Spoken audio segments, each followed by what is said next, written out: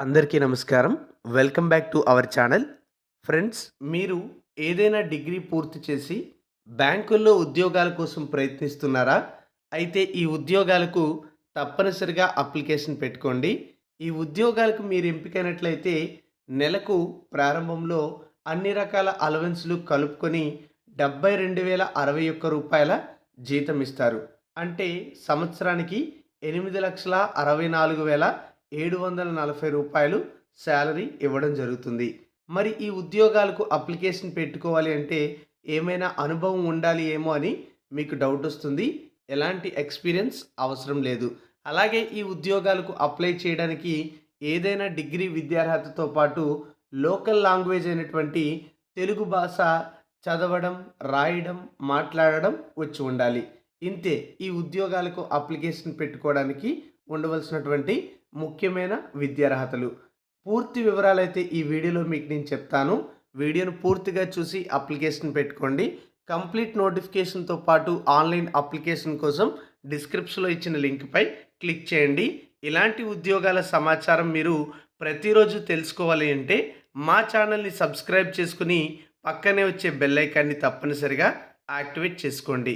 మరి తాజాగా విడుదలైన ఈ నోటిఫికేషన్ డీటెయిల్స్ చూస్తే ఈ నోటిఫికేషన్ అనేది లీడింగ్ ప్రైవేట్ సెక్టార్ బ్యాంక్ అయినటువంటి తమిళనాడు మార్కంటైల్ బ్యాంక్ లిమిటెడ్ నుంచి విడుదల చేయడం జరిగింది.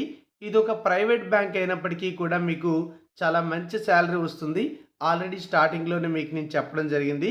ప్రస్తుతం ఈ యొక్క bank senior customer service executive అనేటువంటి ఉద్యోగాల భర్తీ కోసం దరఖాస్తులు కోరుతుంది.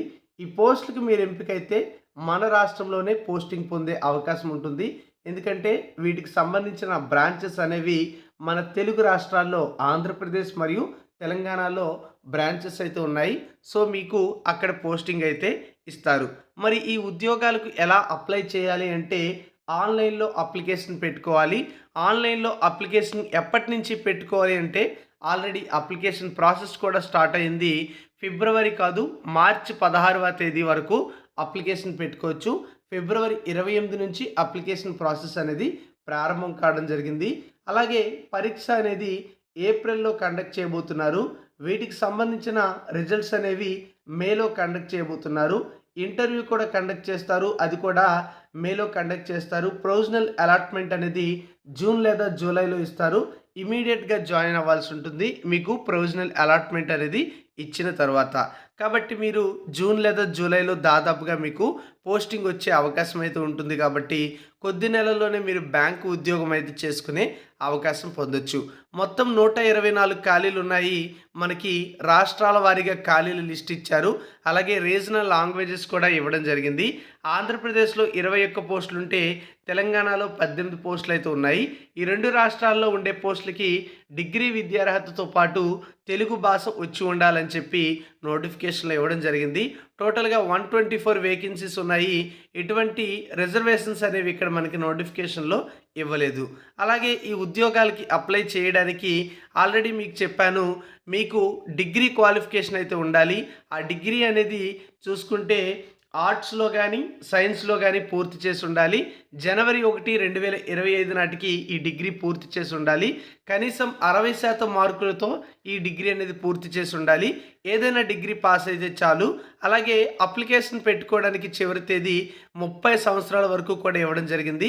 జనవరి 31, 2025 వరకు క్యాలిక్యులేట్ చేస్తారు. అలాగే ఎక్స్‌పీరియన్స్ అనేది ఎవరికైనా ఉంటే ప్రాధాన్యత ఇస్తారు.